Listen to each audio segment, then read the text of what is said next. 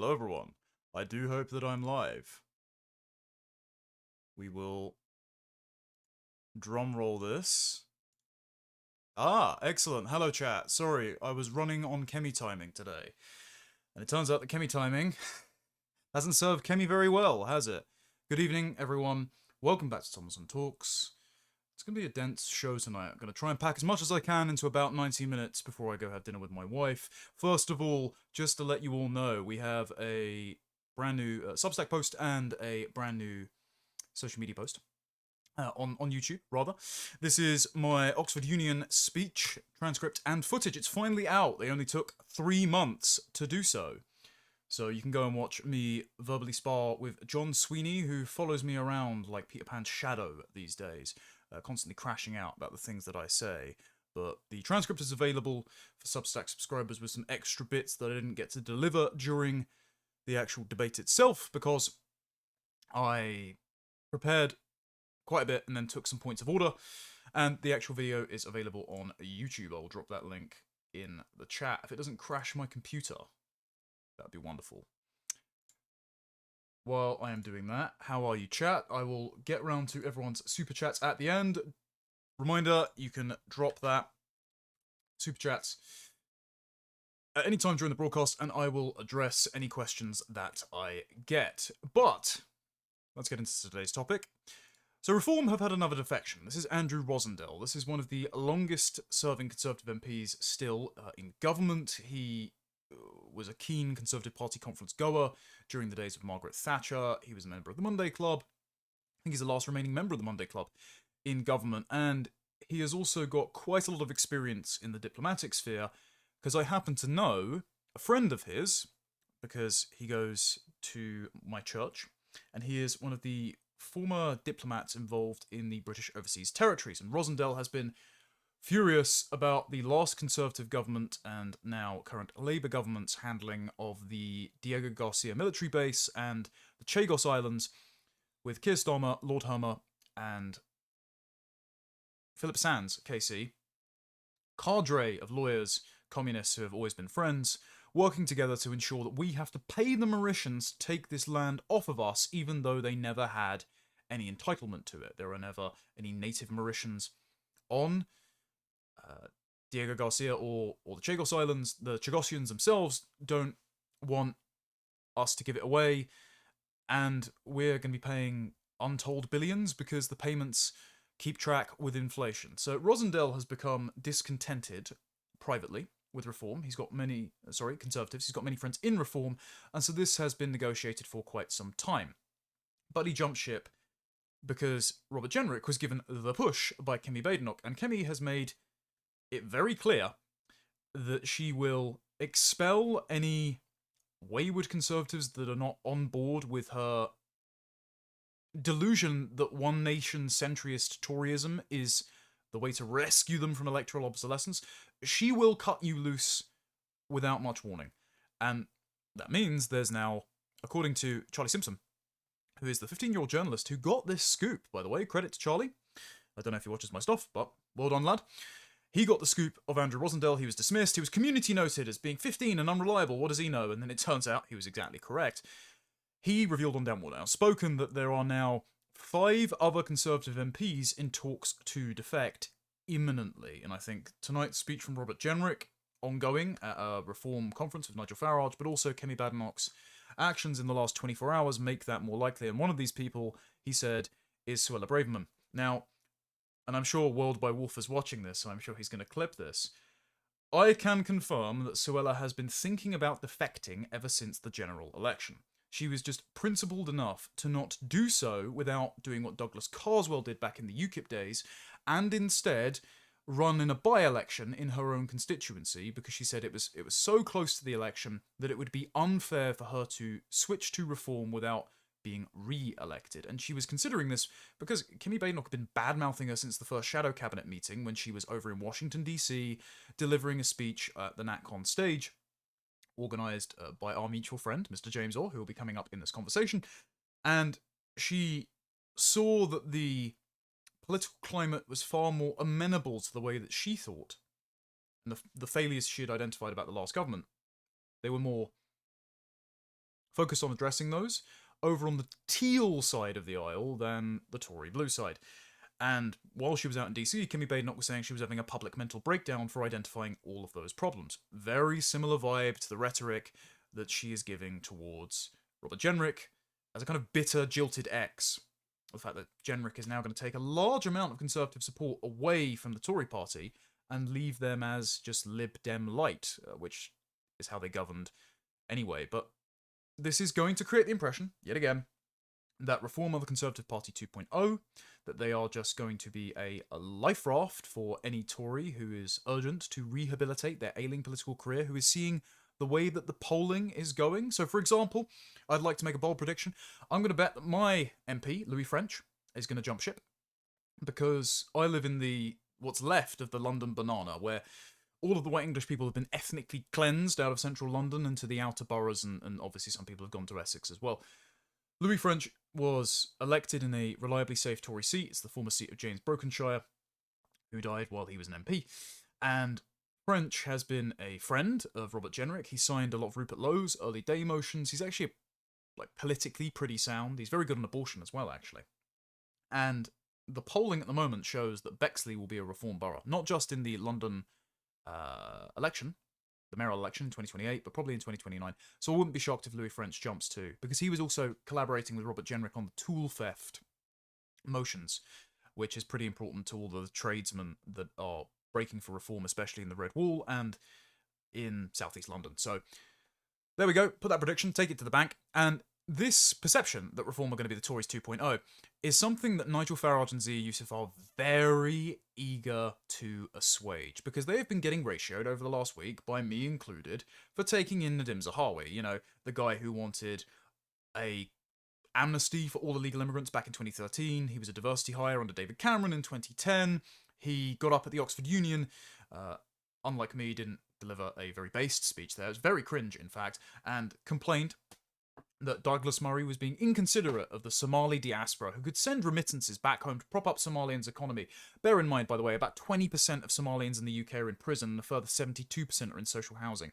So pretty much every Somalian in Britain is being battery farmed at taxpayers' expense. So any money they send back in taxes is being subsidised by us, the taxpayer, and even the American taxpayer, of course, because indirectly American subsidies for defence subsidise the British welfare system. So, and you guys already have your own Somali scam artistry problem up in Minneapolis in Minnesota, so you're also paying for Britain's one too. But Nadim Zahawi thought it was a great idea to keep siphoning off your and my tax money in remittances to Somalia. Well, he jumped ship to Reform UK, and Reform got a lot of backlash. So in the aftermath of that, Nigel Farage has written in the Telegraph, ill-advisedly, standing next to Nadim Zahawi. By the way, I heard from a very trusted source, what clinched it actually for Nadim Zahawi, of all things, was his opposition to the Muslim Brotherhood, because Reform UK, and I think truthfully, are going to be the first party that proscribe the Muslim Brotherhood.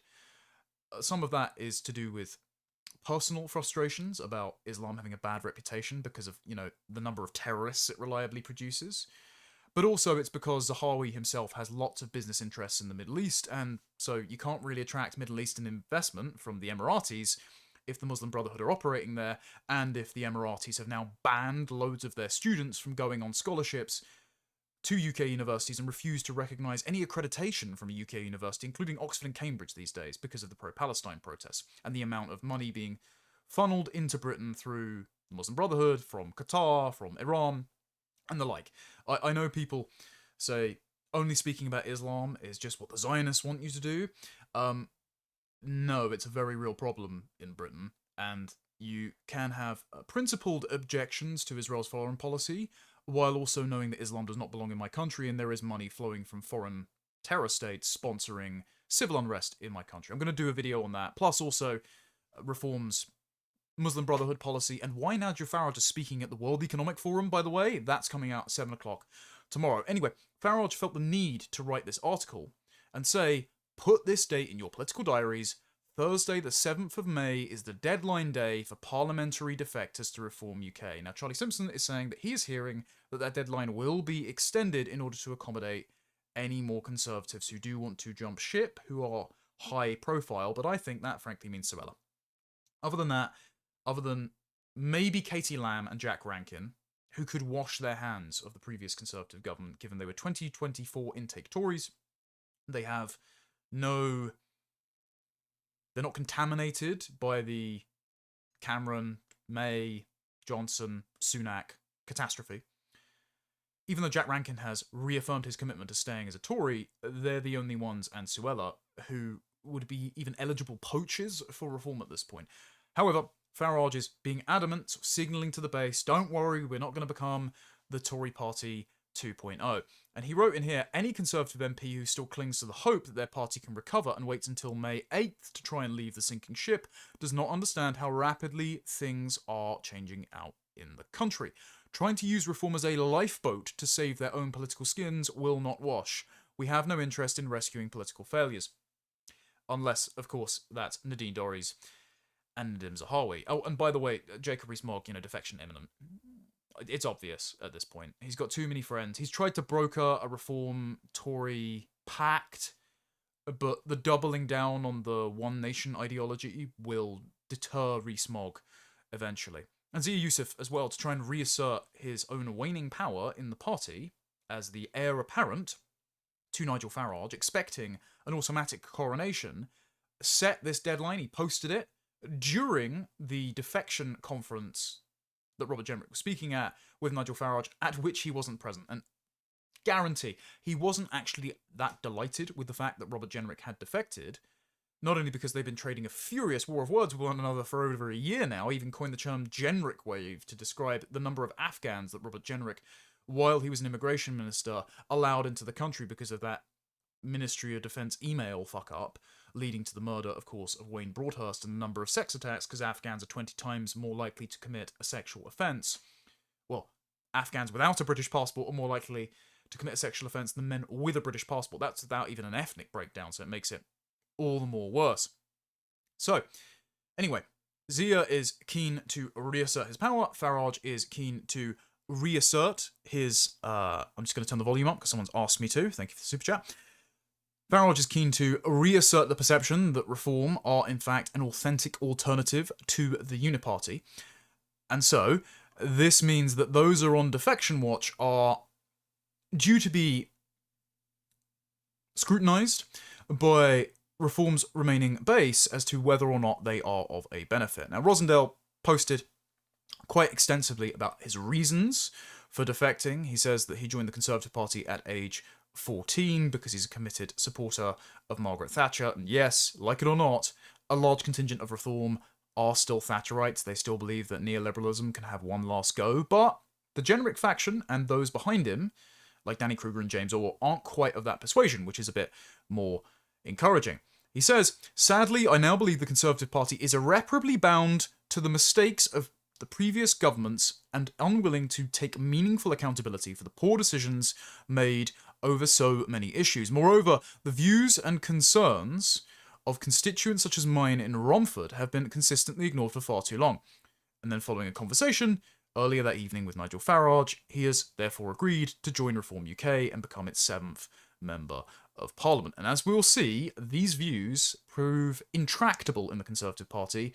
The copium overfloweth, and they are therefore crashing out hard and in terminal decline. I do not think the Conservative Party is salvageable, and now, as things stand, I don't think there will even be enough MPs left for an electoral pact for Reform. So they now have snookered themselves, actually, a little bit by taking in Jenrick, because now they desperately need to win an outright majority, or, as we'll get on to Ben Habib and Rupert Lowe later, if a force does arise within the right of the Overton window to Reform, and is able to win enough seats rather than just split the vote in all the given constituencies, then some kind of pre-election or post-election pact may need to be made. And I think that's far more beneficial than the Tory Reform Pact, because you're not making it with a bunch of Lib Dem lightweights in blue ties. Instead, you're making it with an authentic offering to Reform's right, hopefully with some credible personnel, but we'll get onto that later. Also, we just have to enjoy the schadenfreude here.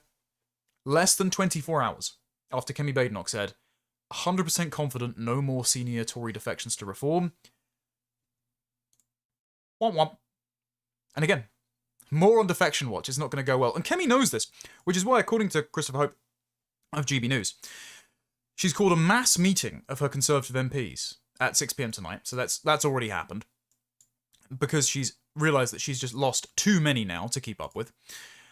She also sent a letter today to lay down the gauntlet, he says, to any Conservative MPs flirting with reform, saying, while differences of opinion are part of the healthy party, those who do not want to be a part of the Tory party are free to make other choices. You know, when you're crashing out, right, when you're on a losing streak, when you think that depicting yourself as a HR girl boss, lecturing us for offensive jokes in a Slack channel, that was a joke that Lander stole from my timeline, by the way. I caught that joke, Lander. I know you're watching. Credit your artists. Lander's excellent, by the way. Go and subscribe to his channel. And follow him on X. He is criminally underfollowed on X and doesn't promote his channel enough, so I'm going to do it. Anyway, Kemi Badenoch thought it was a great idea to browbeat Robert Jenrick in his defection with a blurred background on Zoom and a mic that sounded like the Indian guy going, "Hello? Help, I am under the water." Anyway, Kemi Badenoch thought that was a great idea, and there's now doubling down on now pushing more people out of the party who might be wayward strays discontented with the fact they're probably going to lose their seat. Now, this is what happened. Someone said the meeting changed to Wednesday. I think that was actually in the replies of Chris Hope. That's correct. It's Wednesday night at 6 p.m. Correct. I should have remembered that. Misinformation, guys. Don't worry. This is what happens, by the way, when Kemi Badenoch makes some atrocious hires. It's not just Francis Maude, the architect of Cameron's Conservative Party, who is now one of her advisors, and Henry Newman, who is Carrie Johnson's friend, who went on a Camden Pride March with Keir Starmer. It's not just them in her corner. There's also someone who is a frequent face of the Conservative Party conferences that I used to attend and begrudgingly go to the after party and carefully guard my drink because it was hosted by the LGBT Tories. One of the members of the LGBT Tories is actually now running her comms. I saw it on LinkedIn, funnily enough. A girl called Olivia Lever, who was famous for, during lockdown, posting about how she was discontented with the number of failed relationships that she went on during dating apps. She's your typical female Tory wet. And so if Kemi codes girl boss and keeps making errors, it's because her team are incompetent, inveterate lightweights who don't belong in politics. Hope that helps.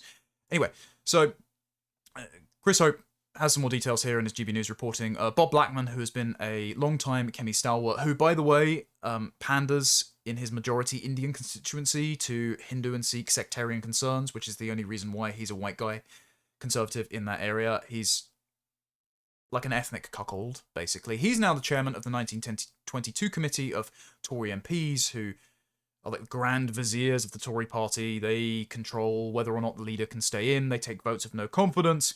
He contacted the party's 120 remaining MPs, summoning them to a meeting on Wednesday. The meeting has been ordered after the usual meeting of the executive committee of the 1922 committee. And Badenoch then wrote a letter, and the letter has been leaked. Let's read through the unmitigated levels of delusion. Drink it in, enjoy it. There's not going to be many letters crafted by a leader of the Conservative Party, so this is a historical artifact. Dear colleague, I know the events of the last week came as a shock to you. Robert worked closely with a number of colleagues, and for some, this will feel personal. By the way, it's going to feel extra personal for about 5 colleagues, because Kemi's just kicked them out of the party. At least 5 allies of Jenrick have had their membership of the party cancelled following Jenrick's defection. I should have texted Sam Bidwell, actually, to ask if he's one of them. If you see a Substack on India and Pakistan in the next few days, you'll know that Sam's out of a job. We love Sam. Sam's an excellent writer. Big fans of Sam Bidwell on this channel. Anyway, so Kemi wrote, trust and teamwork are not optional in a serious political party that is looking to get into government. While I'm sad at the outcome, she's not, she hated Jenrick, and though it was necessary to have spent the last few days dealing with the immediate aftermath, it's now time to move on. I take my responsibility as leader of the Conservative Party seriously, which is why she's late to meetings and sits there doom-scrolling and playing Candy Crush. I was elected to rebuild after defeat, to restore discipline and credibility, and put us back in a position where Conservative MPs can succeed and our candidates can win. Then you've failed at that job, and you're about to face an almighty apocalyptic, as in revelatory, wipeout in May's elections. And the fact that she won't be unseated by this shows just how delusional, just how sequestered in their own political bubble that these politicians are. I'll address the super chat now. Thank you for the £10. It says, thank you for what you do and your careful research. You are on it. Like Lowe, you consistently have your finger on the pulse. Very much appreciated. Well, more on Rupert Lowe to come towards the end of this broadcast. Some encouraging news from Britain's own Cincinnatus himself. But anyway, on with Badenoch's cope session. She says, it's why I'm working relentlessly with the Shadow Cabinet and the wider party to sharpen our strategy, strengthen our organisation, and make sure our efforts are focused where they matter most for the country in Parliament where we have been elected to represent our constituents. Which is why she's still speaking like it's the 1990s and only ever talking about the economy, not talking about immigration. One, because she's a first-generation immigrant, so she has no credibility. Two, because she doesn't really care about immigration. She said that privately to Matt Goodwin before, by the way. Complete landmine she stepped on there. And number three, it's because she knows that she's complicit in the Boris wave, having campaigned in 2018 as a first-generation immigrant on the advice of Fraser Nelson for the abolition of caps on student and working visas. You know, the exact policy that Priti Patel then enacted, and hey presto, we got the Boris wave of hundreds of thousands of Indians every year on the watch of a Hindu Chancellor and Home Secretary. Sure, it's just about the GDP, no ethno-nepotism taking place there whatsoever. She says, one of the biggest mistakes we made in the last government was allowing a perception to grow that we were divided and that we were in politics for ourselves. Perish the thought. You can't be in politics for yourself, clearly, because you're doing everything you can to unseat yourself, so it must just be a demented ideological mission at this point. Like, the Conservative Party really have filled themselves out with, thanks to David Cameron, Michael Gove, Francis Maude, Danny Finkelstein. Lord Finkelstein never responded to my videos. I'm heartbroken, but I'm glad that I took the time to engage with him in the very best of faith. I haven't bought his book yet, though.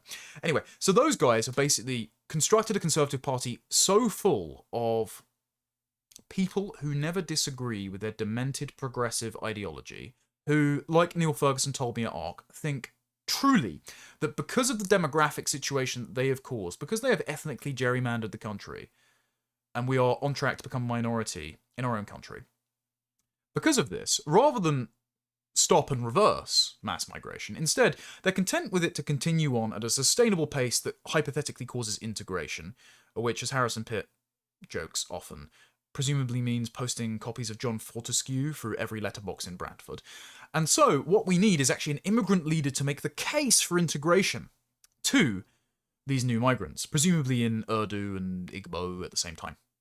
And I'm sorry, I'm just not content to be led by an immigrant in my own country, especially not one that campaigns for more immigration, especially not one who explains to me how my identity doesn't exist and is actually a set of modish values that they can put on top of a biscuit tin which actually includes them, without any requirements for them to be deferent to me, to my identity, to my history, to my heritage, to the works and sacrifices that my ancestors, as recently as my wonderful grandfathers from the East End, who did hard graft for many years, providing for their families, building brick walls, delivering newspapers, who have seen the country change to become unrecognisable, despite never having actually voted for it. I don't really like immigrants that decide to explain all of that back to me, ignoring all of it, and saying instead, this is why they should be leading my country. Not keen on that, thank you very much. There's not actually a constituency for that, and that's why you're plummeting in the polls and you're probably going to lose your seat.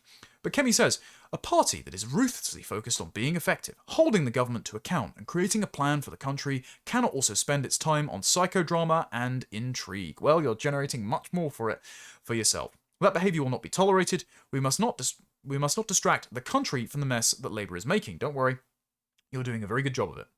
She says, some of our former colleagues opining on social media seem to have taken these defections as a signal that the party is shifting, or should, ideologically, away from the right.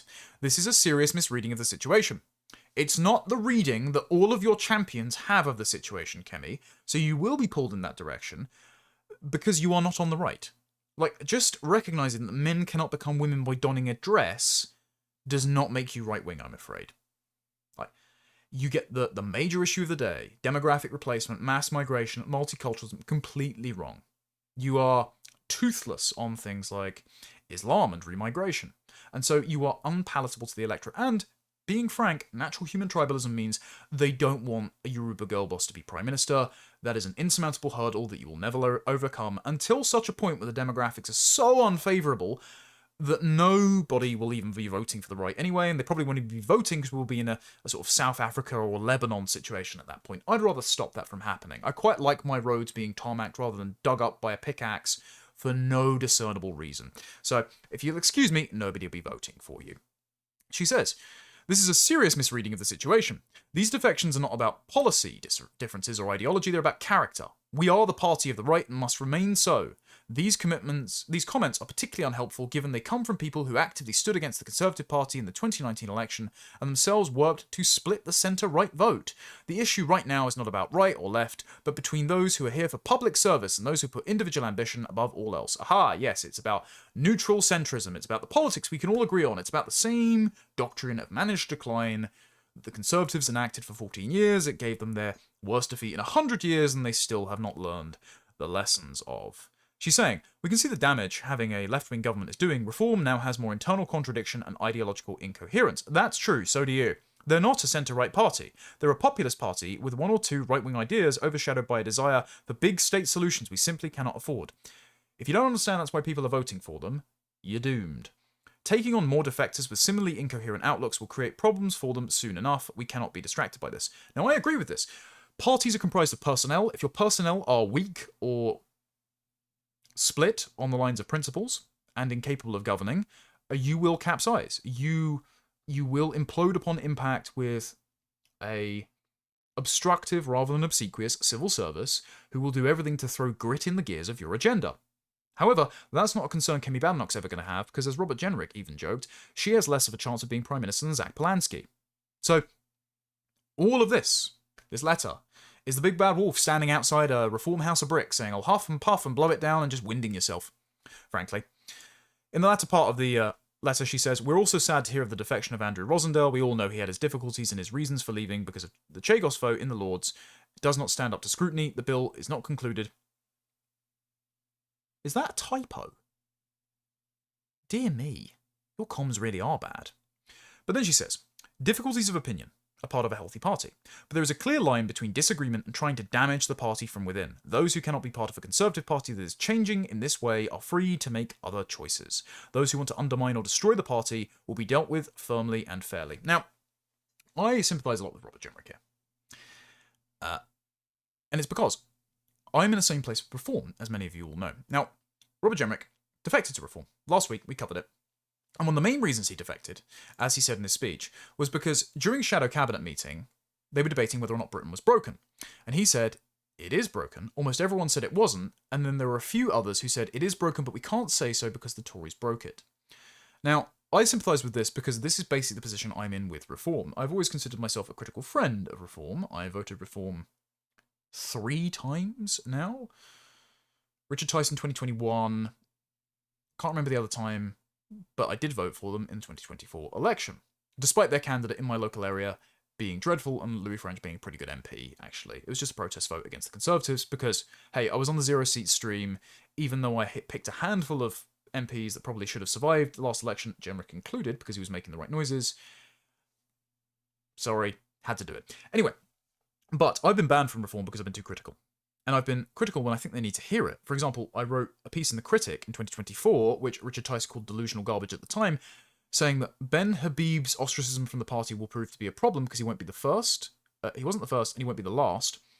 You will have a split in the party of mass deportations. Hey presto, Rupert Lowe's kicked out because of mass deportations and because of Zia Yusuf. Their unwillingness to address Islam will be an electoral albatross around their neck eventually.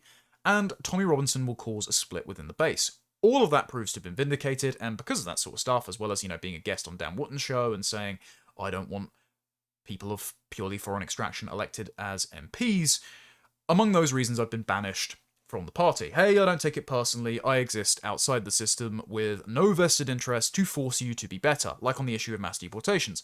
Myself, Charlie Downs, Steve Edgington in particular, forced that issue, and I think everyone in here is pretty glad that we did without fearing losing anything. However, I see Jenrick in the same position. He was pushing and pushing from within the party to make it better, to make them wake up and smell the roses, because the roses have wilted, they're rotten, they smell like turds.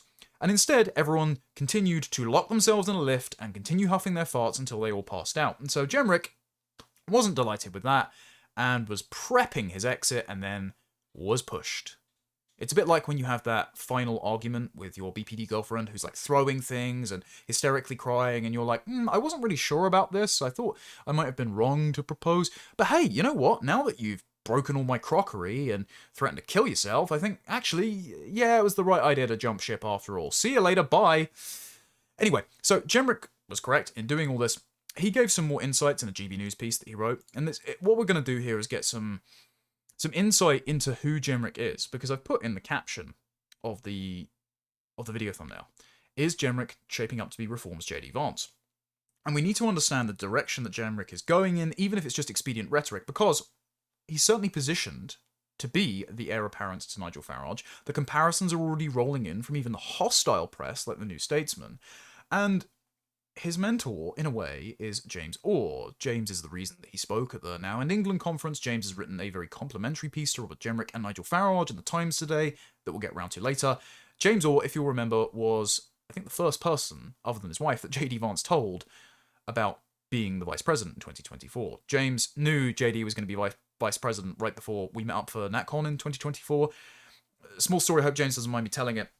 It was me, Steve Edgington, and James Orr going to a right crappy bar in Washington, D.C., because everything was shut off because of the NATO visit that Biden was doing at the time.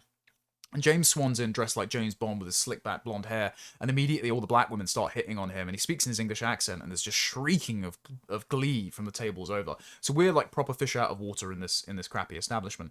And James said he'd just received word on who the VP was going to be, and I said, oh, it's Rubio, right? Because, of course, they were trying to win over the Hispanic vote, they're trying to lock down Florida, they're trying to play nice to the intelligence agencies, and James was like, wait and see. So James knows JD, he knows Jenrick. It's clear that he sees something in both men. Now, Jenrick's authenticity, much like JD's, is going to be questioned, because it wasn't long ago that Jenrick was anti-Brexit, he was a Cameron Tory, he supported Rishi Sunak for the leadership, he served in Sunak's cabinet, he was part of the Home Office when the Boris wave was being conducted, but also the Afghan scandal. And I know from people that are close to Jenrick's thinking that his conversion is sincere, and it's mainly because, like it or not, ladies and gentlemen, we all get there in different ways. He opened up the blinds of his parliamentary office one day and saw a bunch of people campaigning for Palestine following the October the 7th massacre and thought, oh my god, my wife and kids are Jewish, they want to kill everyone I love. So that can be a pretty radicalizing thing, and what you want then is for his Damascene conversion to be sincere. We can only hope that that's the case. But he's included some interesting stats in here as to why he thinks Britain is broken, and I just want to alarm my American audience, because 45% of my audience are American. We love our cousins across the pond. Just how bad things are in Britain.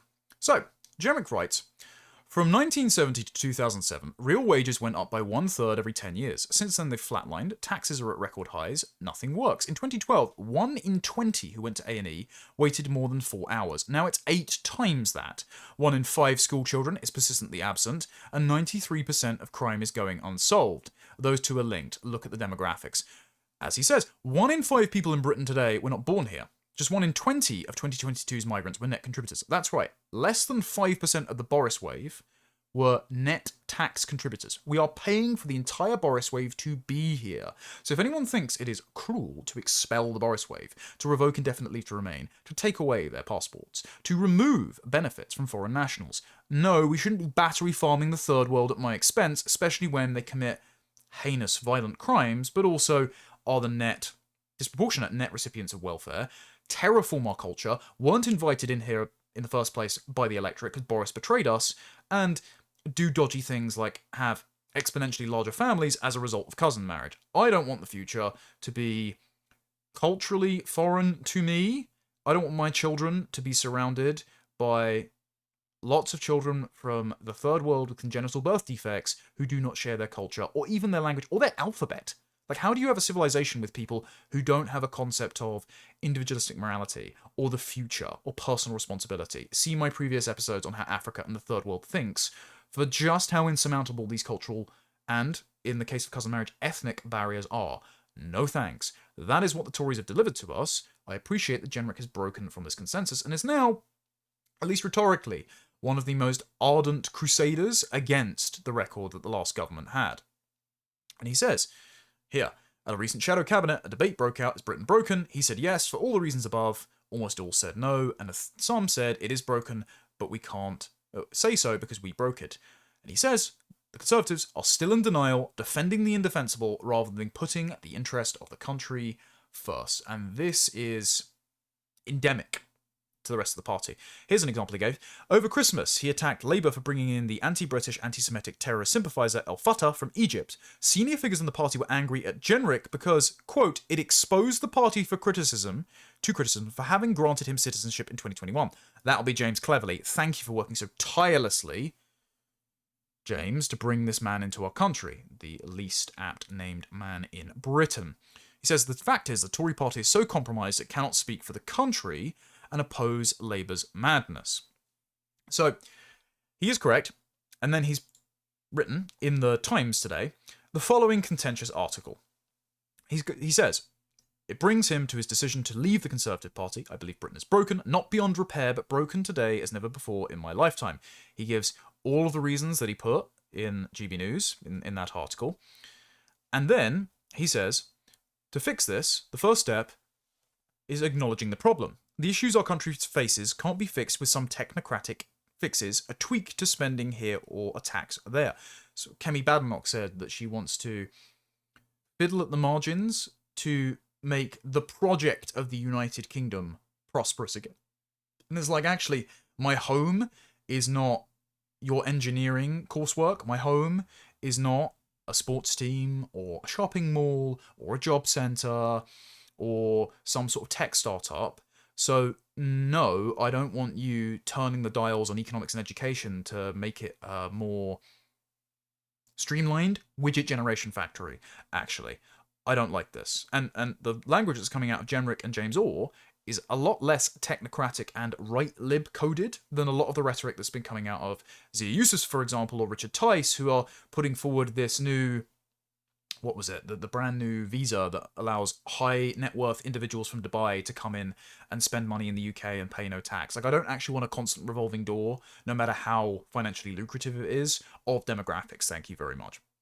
So, Jenrick says, this will require genuinely transformational change, the type of painful, upending change that can only be countenanced when you recognise the scale of the problem. This is important. You have to roll the pitch for people to understand there will be some financial retraction from the broken GDP inflation model once mass deportations gets done. You'll deflate things like house prices, but you will cause gaps in the economy that temporarily need to be filled and an economic model that needs to be reconfigured to ensure that the unsustainable levels of debt are addressed. He says, this is the central philosophical divide in politics today. Manage decline or change, head in the sand or eyes wide open. I almost sang Creed there. Cowardice or courage. Which leads me to my second disagreement. Has the Conservative Party really changed? Many of the columnists in these pages will tell you that it has, and those in the Times will certainly try to gaslight you to tell you that it has. When they take a break from comparing Jenrick to all manner of evil figures, I may as well pull this up now. It's absolutely mental that the Conservative Party don't think that comparing Robert Jenrick to Enoch Powell is a good idea. Like, this is a endorsement for Reform UK. Back when Farage said that Enoch Powell was one of his personal heroes, Margaret Thatcher and Tony Blair attended the funeral of Enoch Powell. Most of the population, when polled immediately after the Rivers of Blood speech, in which he was quoting his own constituents, agreed with Enoch Powell. The Conservative Party kicked him out for no discernible reason other than not wanting to be called nasty names. But he was completely correct. If anything, he underestimated the problem. Enoch Powell was a milquetoast civnat. When he was confronted by a former Labour politician, I forget who it was, who said that after Enoch Powell's speech, he was subjected to all sorts of racial abuse. Enoch Powell said, I believe him, and he felt sorry for him. And he was asked, would you consider this man British? And he says, yes, if he would fight for our country and support our cricket team. It's like, wow, civnat Enoch Powell, how mild. He's a man of the empire, of course. Things are very different now. But comparing Robert Jenrick to Enoch Powell is an endorsement. And the guy that did this, Robert Buckland, former MP in Swindon, was the arch scion of the One Nation Conservatives. And they were the synonymous with the Wets. The One Nation Conservatives were complete liberals. They're the types that are insisting that the government and the Conservative Party cannot leave the ECHR because of international law and principles. They are neoconservatives abroad, neoliberals at home, have conserved nothing, have demographically desolated our country, have strip-mined out all our critical industries and offshored it to China, and then posed themselves as China hawks to try and sound tough in Parliament. They are pathetic, they are spineless, they are insufficient custodians of our country and our culture, and they should all be repudiated. And if he's insulting Robert Jenrick, again, that's a badge of honour for Jenrick. Now, oh, this is James Orr's piece. Where's Jenrick's? There we go. We'll get to James Orr's later. The reason I brought up Jenrick's piece, though, is because this is very provocative. So Jenrick decided to declare war on our good old friend Liz Truss. And I must say that I did say to Liz that she went about announcing the mini-budget in the wrong fashion, or at least went about stepping down in the wrong fashion, because if she had realised that she had been manipulated by the banks and the media, then she could have just done a Frank Underwood and revealed it all live on television and not had to step down instead. But the party were against her, so fair enough. But we do like Liz on this channel. She is sincere in her Damascene conversion. Again, I can attest more to Liz's sincerity than Jenrick's, because I don't know Jenrick very well. I've only met the man once, shook his hand.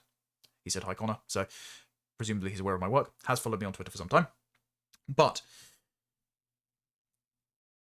he decided to be rather disparaging about Liz. And as a personal friend, I must come to her defense. I think Liz and Jenrick are on the same intellectual journey. But he decided to use Liz as the piñata for why the Conservative Party have not learned their lessons, because he says, for Times readers who are sceptical of Jenrick on all this argument, ask yourself this: if the Conservative Party has really changed, if this really is new management, why is Liz Truss still a member? The party has the power to kick her out. I've been one of the few Conservatives to explicitly castigate her mini-budget, describing it as cack-handed, careless, and unconservative.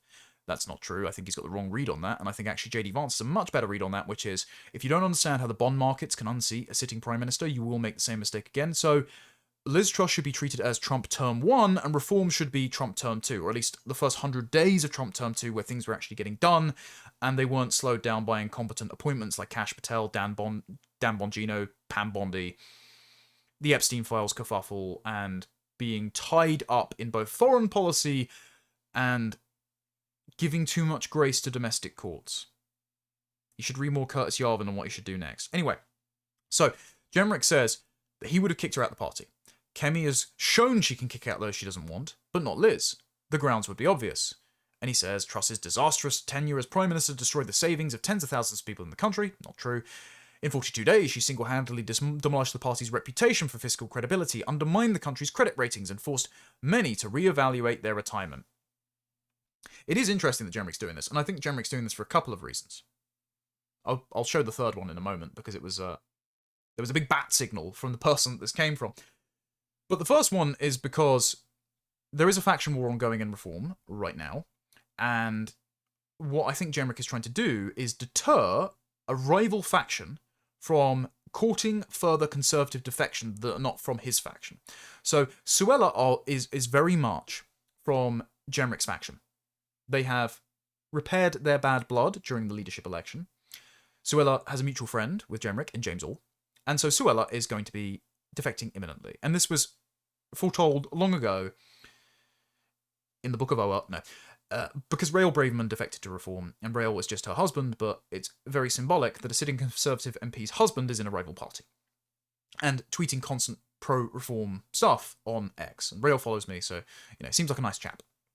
But I think that this is trying to block any further defections from Tyson Oakeshot's camp, who could have courted the defection, or even Nigel himself, because it's not like Liz and Nigel don't speak. Now, I can say that Liz has no intention to defect to Reform. That's just... I hope she doesn't mind me saying that. I can say she's not planning... I don't think she's planning on getting into frontline politics again. I think she's genuinely quite content to do her show and be outside of the bickering of party politics. But the other reason that I think he's doing this is because he wants to cause further internal infighting in the Conservative Party. The effect of this is basically Robert Jenrick farting as the lift doors close, leaving all of his former colleagues to smell the sprouts. So he's hoping to sow further discord and create the impression that Kemi Badenoch is actually more divisive, hemorrhaging internal support within the party. And also, there are still some people in the Conservative Party that recognise that Liz Truss got screwed over. She did. Now, there are quite a few people within the base who voted for Liz in the Conservative leadership election because they didn't like Rishi Sunak, and they still think that she should have had a better go of it, that she was treated unfairly by the party themselves, who caused all sorts of chaos for her chief whip and rebelled over the fracking vote. Fracking is a policy that Reform themselves support. You can already see the narrative that could be spun if Liz defected to the party to become an advisor. Farage would say that Liz was pro-fracking, she was anti-net zero, she was against all the trans madness because she was the only MP to forward a bill banning puberty blockers, banning men in women's only spaces, banning cross-sex surgery and hormones. You could say that Liz has seen the light on immigration, although I suppose her association with me would make it rather unpalatable. But what I think Jenrick's trying to do is step over all of that and use the narrative that Keir Starmer would then trot out, and probably will then deploy this at PMQs, being frank, to then drive the knife in and twist it with Kemi Badenoch. And Liz herself read this article and spoke about it, saying, Jenrick may have joined Reform, but who is he getting his orders from? Accusing him of being a Trojan horse. Now, I don't think that's quite fair. However, without atting him, unprompted, and we're all going to enjoy this, ladies and gentlemen, those of you in chat, you're going to enjoy this. Michael Gove decided to quote retweet Liz with a Dr. Evil gif. Now, this is funny from Gove. Being fair, come on. We all have to recognise broken clocks, all that. Gove's been on a bit of a streak recently with the Jenrick stuff. He's been quite funny. He's been correct. However, Sam Coates did respond to him saying, it's not the first time I've heard that Michael Gove is secretly controlling the Tory to reform defectors. And that's kind of true, actually, because remember, Danny Kruger house shared with Dominic Cummings' wife, Mary Wakefield, who works with Gove quite closely at The Spectator. She's very senior over there. Gove, of course, and Cummings are still friends. Cummings did a 2-part interview with Gove on his new Failing podcast with Madeline Grant. Madeline's really nice, by the way. I don't want to be disparaging. It's not her fault. She's sharing studio with Michael. And also, remember, any time that Dominic Cummings disparages the last Conservative government, he's very harsh on Boris and pretty much all the other cabinet members, except for Gove and Jenrick. In fact, he constantly talks about how Gove's record at the Department of Education was not just successful in its charter school program, but also, or its free school program, rather, but also the fact that he and Gove were personally blowing on the whistle on the Pakistani grooming gang scandal years before anyone else, and he was tied up with ensuring that Andrew Nether at the Times could publish his piece. They blocked the Department of Education from taking a super injunction out against it. So, Gove is squeaky clean here. And, remember, The Spectator continues to be a nexus through which the id of the Tory party flows. Gove did Kemi's first high-profile interview after she took the Conservative leadership role, where she infamously said she's a Yoruba Nigerian and other Nigerians are her ethnic enemies and that she hates sandwiches and she only eats steak. I mean, the latter one is kind of base, but the former one, sorry, we're just not represented by your African tribal warfare politics, Kemi. It's just not particularly pertinent to the destruction of our country at the moment.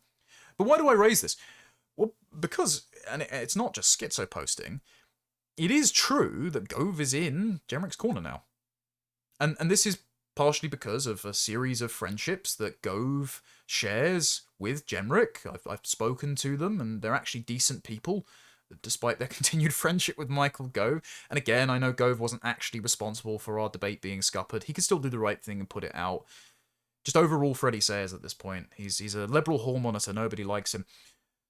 But there are connections between Jenrick and Paul Marshall and Michael Gove and even J.D. Vance. Because when J.D. Vance visited the Cotswolds in summer of 2025, briefly, he met with politicians including Robert Jenrick, when he was Shadow Justice Secretary, George Osborne, the former Chancellor, in the garden of Dean Manor.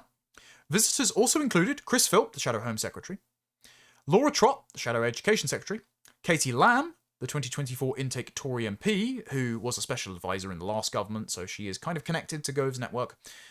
And also in attendance was Sir Paul Marshall, the owner of GB News and The Spectator. You see why they've got GB News America now? Jenrick does have ties to that network. And Paul Marshall, yet again, introduced Zia Yusuf to Nigel Farage to have their man on the inside. Now, does this mean that they're souring on Zia Yusuf? Don't know. No idea. Does it mean that they're trying to stack the deck in their favour? Possibly, but Zia and Jenrick aren't exactly aligned. Zia has kind of had to suck a lemon with Jenrick's defection, knowing that he's got personally less power within the party, but also they've been roasting each other on Twitter for quite some time, and, well, this now looks like... It now looks hypocritical. Farage has smoothed things over in the sort of Trumpian fashion, which he actually played very well in saying, well, Robert's defection is sincere, we've made amends, I'm going to make sure the kids all play nice. The king is bringing peace to his court. Farage handled Jenrick's defection pretty well, even if he botched Zahawi's and the other Conservative councillors earlier in the week. Also on the same trip, by the way, that Vance spent over here, he had dinner, barbecue, with James Orr, Danny Kruger, Tom Skinner, and Robert Jenrick. He had a one-to-one with Robert Jenrick, rather than Kemi Badenoch, who was busy pulling out ice creams in the Isle of Wight, rather than meeting the Vice President. Again, the memetics here, like just terminal crash out. She can't win for losing. And being frank, JD Vance doesn't care about Kemi Badenoch. He's met her. He's being polite. It's like he's polite to David Lammy. It's like you're polite to the kid that walks up to you and shows you their awful crayon drawing. They've drawn you in purple with 3 grey hair strands, and you're like, oh, put it on the fridge. Bless you, but you're never getting into art school. Just don't join like an underground marching group in a beer hall, because that went really badly last time. Anyway, so JD Vance had a very fruitful visit. He met with Jenrick, met with Danny Kruger, both now reformed defectors, met with other people that may well be reformed defectors, and met with the Marshall Network, which is why, of course, Gove is not just joking here, he's gloating. Make of that what you will. So, the orchestration of this can be attributed, in positive terms, though, because it's not all bad, to one Mr. James Orr. Now, full declaration, because I am honest with everyone on this channel, even to a fault, and I hope I'm not disclosing anything privately that wouldn't want to be disclosed. James is a personal friend of mine. He did come to my wedding, drank all the champagne. James, you owe us a bottle of champagne. Maybe we'll do something to deserve it one day, and I'll stop disappointing you by constantly being on the outs with reform. But James is an absolute gentleman. He's entirely on side. He sat down and did a really good philosophical discussion with myself and Carl Benjamin back at Lotus Eaters. James is very intelligent, very principled, and one of the best handshakers, sort of deal makers, socialites that I've met. And I don't say that in a disparaging way. And if anyone were to be the successor to Nigel Farage, I think James would probably be more suitable. But I see him more as a intellectual figure than a frontline politician. But this is something the Times is reporting on, and this is the Centre for Better Britain that James helped set up. He's now publicly affiliated with Reform. He's frequently at Millbank Tower, Reform's HQ. And as they reported here, the Centre for Better Britain in its internal documents said it's building relationships with the team of Robert Jenrick, who was then the Shadow Justice Secretary, based on the belief that the Conservatives, although in terminal decline, may be necessary for reform to form a right-wing administration in future. Well, it turns out that the Conservative Party has chosen to terminally crash out, render themselves utterly irrelevant, and now that post-electoral pact doesn't really need to happen, so you can have all the players in one building and train Jenrick up to be the heir to Nigel Farage. And the JD Vance comparison is apt, not just because Jenrick has met Vance, not just because they now have the same mentor in Mr. James Orr, but because Jenrick also met with another politician who proposed they have an alliance, and that politician said to Jenrick, no offence, but you're not really there yet, but if you want to be the James Orr to my Donald Trump, that might work, and it seems that Jenrick took a different offer instead. So, this is the position that Jenrick is occupying, and I'm just telegraphing this to everyone so that you can understand the trajectory of travel over the next few years. Again, you often hear it first on this show. I make these kind of calls. They usually turn out correct. If I've made a dud call, please pull me up on it. I'm happy to correct the record, but generally my instincts are right, you know? And so James Orr has written a piece about Robert Jenrick in the Times, and it is glowing. But the reason I'm pulling this up is because I want to articulate the philosophy of the Jenrick faction, of Kruger, of James Orr, of Jenrick, and anyone else who might jump ship, possibly Katie Lamb, Louis French. We'll see. But James writes, in the opening paragraphs of the first treatise on politics ever written, Aristotle states the obvious. Political community emerges organically from oikos, household, to kome, village, to polis, city-state, or in the idioms of Faragism, from family to community to country. If you want me to do a video on Aristotle's politics, I will do at some point. I think it might be quite interesting. Anyway, critics warn that defections to reform are dividing the British right and fracturing what little unity remained after the Conservative Party's unprecedented defeat at the last election. That is to misread what is actually happening. What is so unsettling to those on the right who have grown comfortable with the status quo for nearly 2 centuries is the dawning recognition that the right is indeed coalescing, but around an entirely different political movement. The right is now rapidly anchoring itself in the politics of home, which is to say, Farageism. Now, this is partially true, because a lot of people's complaints, and again, I want to pull out the threads of your discontent, chat. Remember, if you disagree with any of this, send in a super chat, or even just put it in the chat. Hopefully, I'll be able to find something out. Someone's put in the chat, by the way, do you understand that J.D. Vance is Thiel's little pet, not supported by American patriots?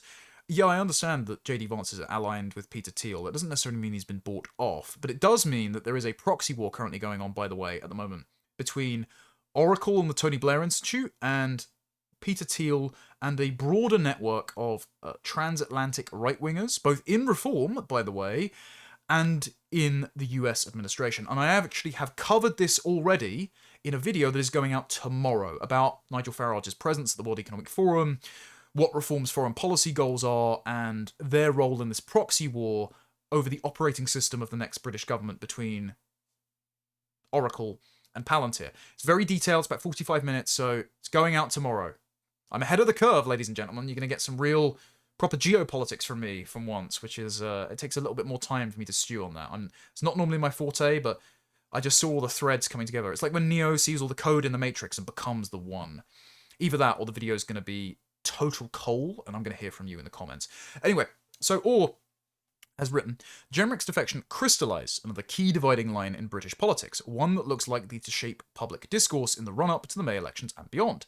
Namely, whether one accepts Reform's core claim that Britain is broken, or not. Astonishingly, both Keir Starmer and Kemi Badenoch have made the fatal decision to contest this, despite the fact that polling repeatedly shows at least 3/4 of the public unambiguously endorses it, and even though broken is the most common word used to describe the country.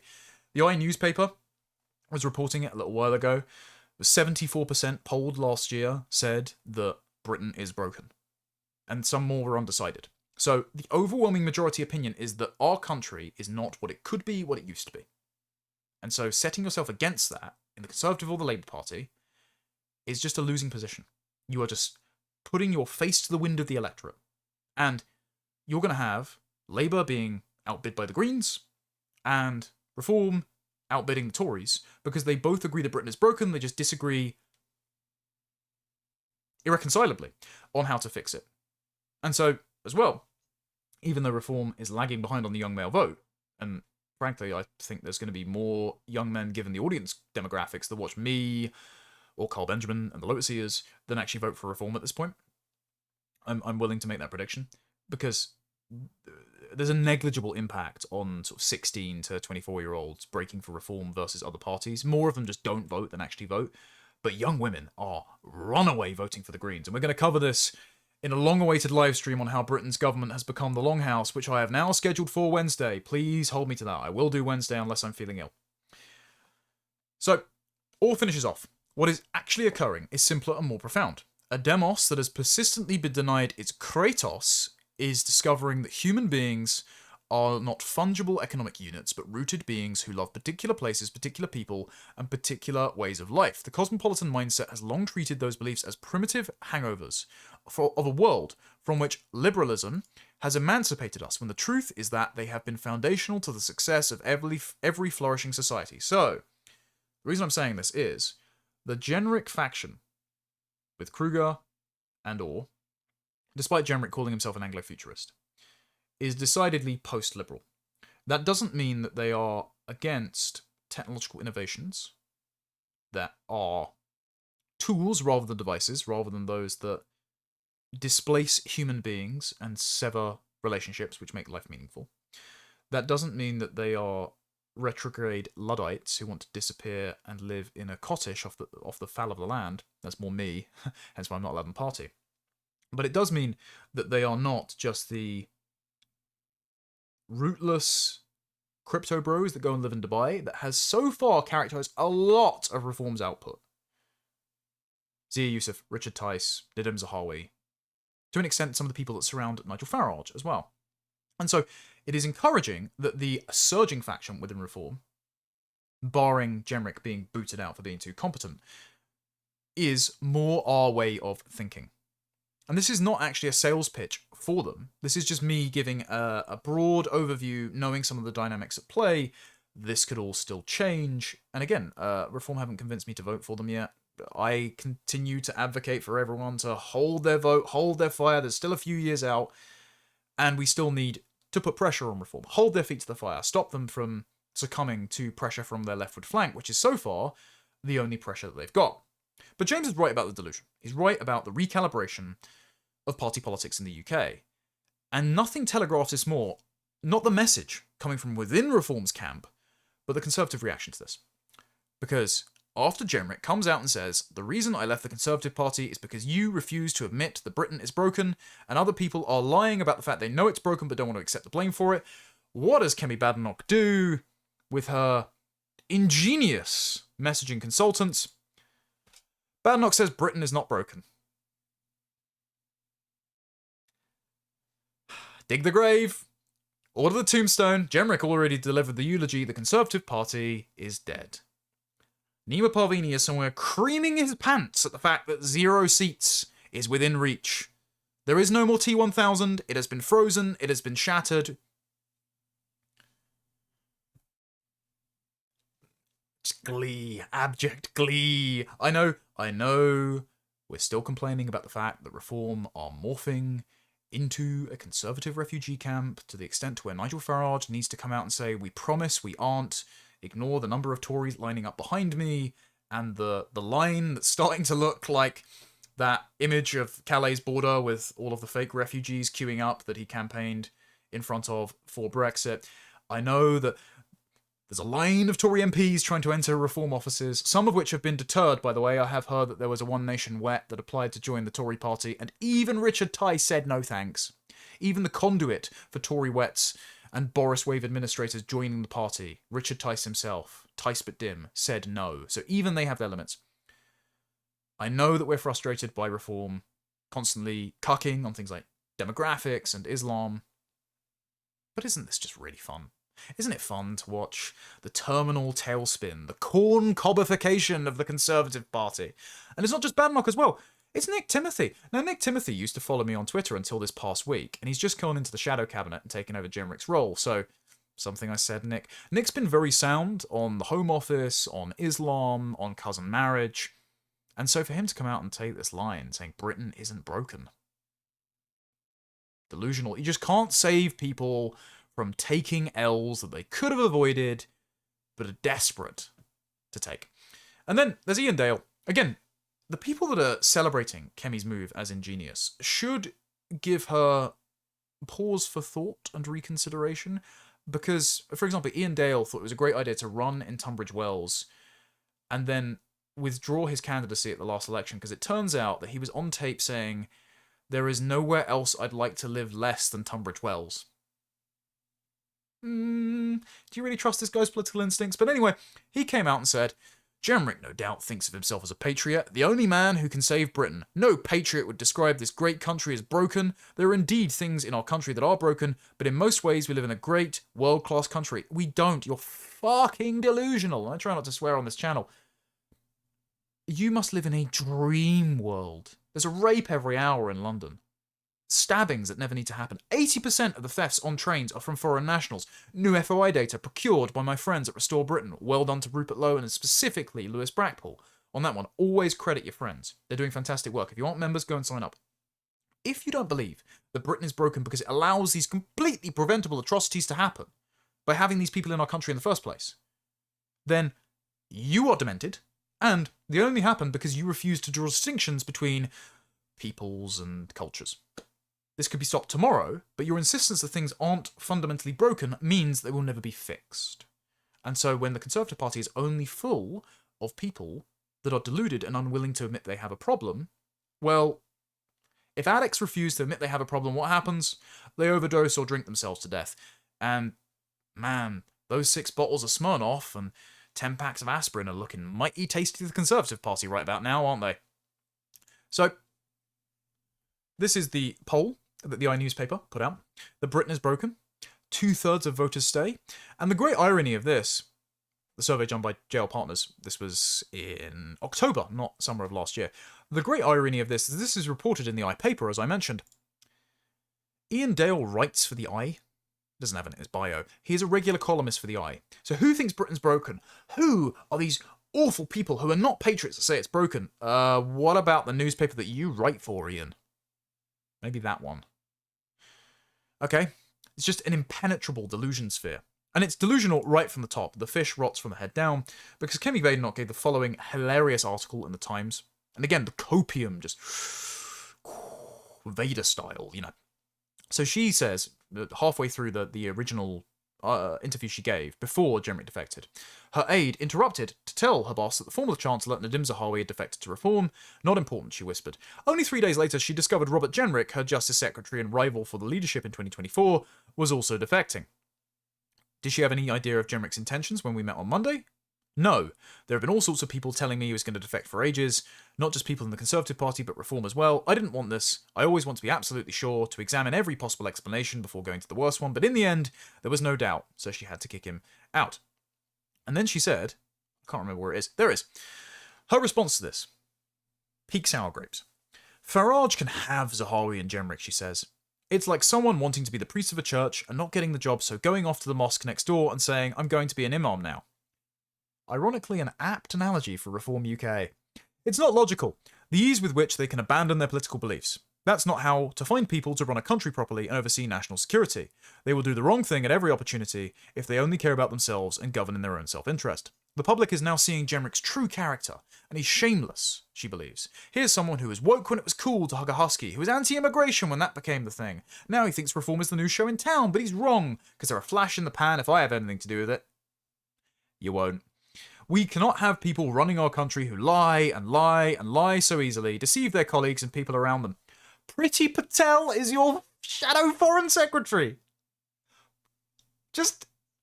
You're James Cleverly is your deputy party leader. Nobody believes this. The stewards of the Boris wave are still in your shadow cabinet. And you expect us to believe that you're against lying. Like, just... Sorry, it's like comical levels of taking us for mugs. I'm just not doing it. But, like, I'm not even insulted. You guys are just killing your electoral prospects. I'm so glad that you've consigned yourselves to electoral obsolescence forever, because you deserve it. You're all utter scum that have ruined our country.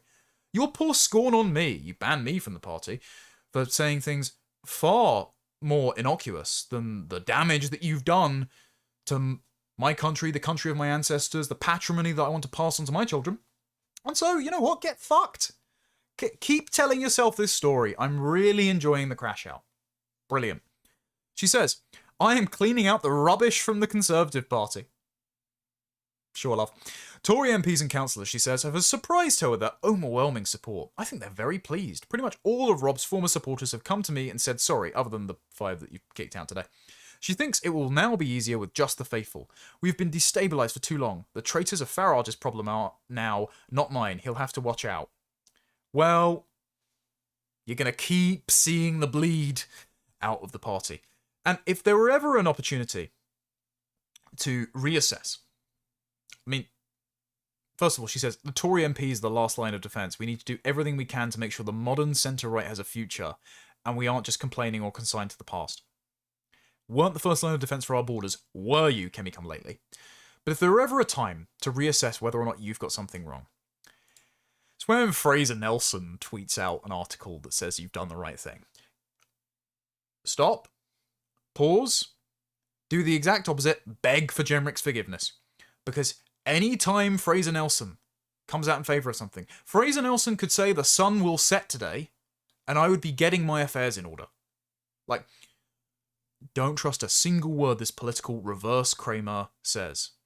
So, we're going to read a little bit from this. This is the Times.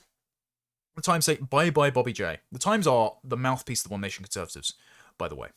One of Westminster's most frequent subjects of speculation has been whether or not there will be a pact or some form of accommodation between the Conservative Party and Reform UK before the next election. The reason for an agreement is obvious, to prevent a mutually destructive schism on the British right and defeat Labour. After Kemi's spectacular defenestration of Jenrick yesterday, followed by its accelerated defection to Reform, it can now be safely assumed there will be no such deal, and that is true, to Reform's benefit, quite frankly. Yesterday was a decisive moment in Ms Badenoch's career as Tory leader. After coming into possession of irrefutable proof that Jenrick was about to defect, she was left with no choice but to act. She did so brutally and decisively, sacking Jenrick from his shadow role, withdrawing the Conservative whip, and revoking his party membership. It was in truth the only possible course of action for Ms Badenoch if she was to maintain her authority over a party only now recovering from the trauma of defeat. Not true. Kemi could have convened a press conference without any announcement. One, she could have done it with better optics. But two, she could have convened the conference with Jenrick and either stepped aside or announced that she was banishing not only the architects of the Boris Way from her shadow cabinet, but also revoking their Conservative Party membership too. If Kemi wanted to do well, actually, she had plenty of other choices. She could have got Rupert Lowe and Robert Jenrick around a table and said, Rupert Lowe's taken the Conservative whip, so is James McMurdoch. He's being immediately appointed as Shadow Chancellor. Robert Jenrick is Shadow Home Secretary. We are going to take as many whip withdrawals as it takes to ensure this party has credibility again.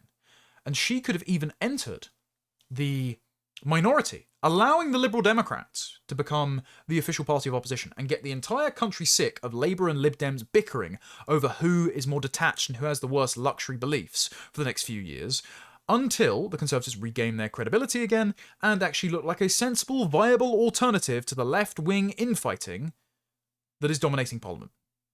That's what I would have advised. Instead, she chose to terminally crash out. And it's because she's only getting her advice from total lightweights, Cameron Tories, and the Times. Good luck. Mr Jenrick's simmering discontent was Westminster's worst-kept secret. Narrowly beaten by Miss Badenoch for the leadership in 2024, he embarked on a freelance political career, burnishing his credentials as a populist with online stunts, such as confronting fare dodgers on the London Underground and politically charged comments on mass immigration. This is where the Tories are doomed. The number one issue that everyone cares about, and they think it's politically charged. Because making any kind of bold, authoritative statement on things being bad is too political for the political party. They still abide by the Schmittian fallacy of liberal neutrality.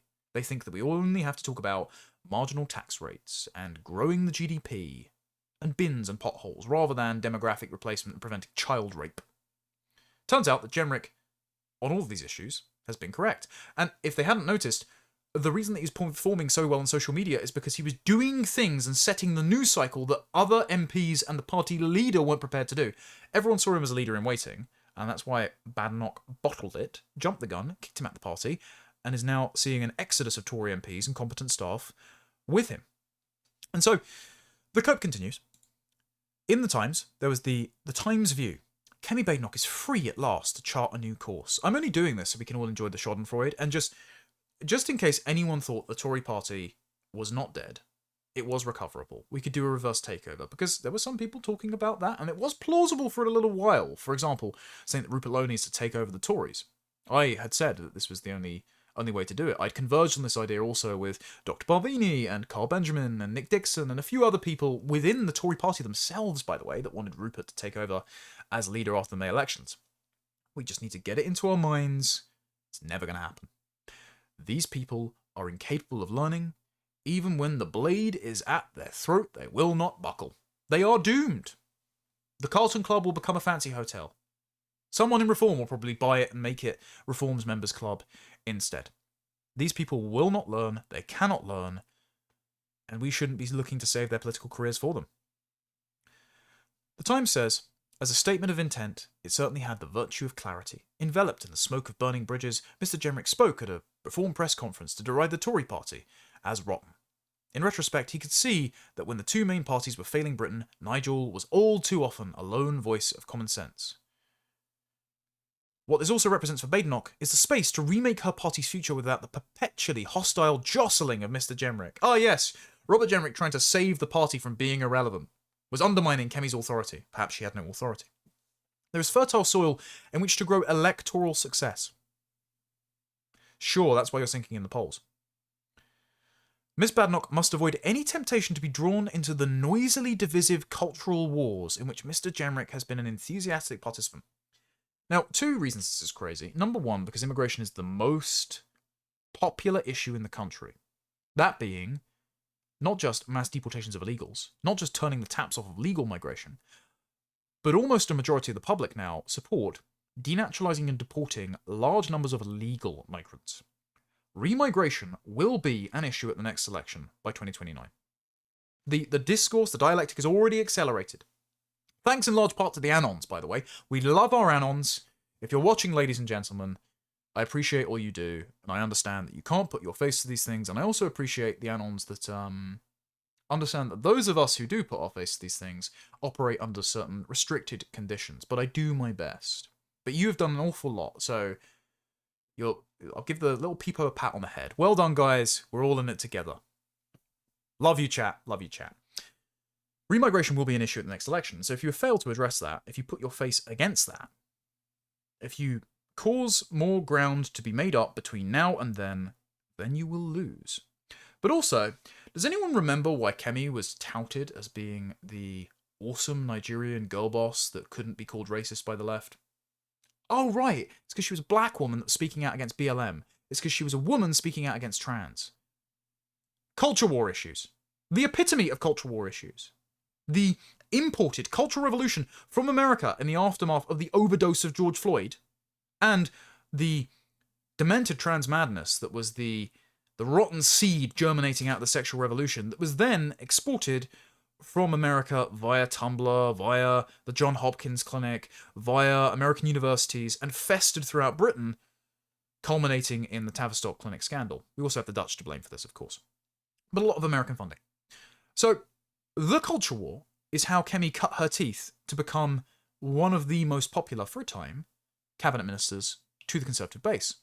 So to say now, oh, culture war issues are noisily divisive, she has no natural constituency.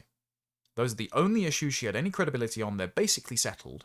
Now the discourse has changed to make mass migration the number one issue. She has no credibility because she's a first-generation immigrant and she campaigned for more liberal immigration. All of her backers, still in the party saying it was a good move to kick out Jenrick, don't want her to talk about immigration, and they call her bread and butter issues divisive. What has she got to talk about? The economy. Oh, right, yeah, who wrecked that? Kemi and the rest of her party. Mel Stride, who's her shadow chancellor, who ballooned the welfare bill. Priti Patel, her shadow foreign secretary, who called Indians living bridges, who brought in the Boris wave that we're paying for. They're screwed. They're totally cooked.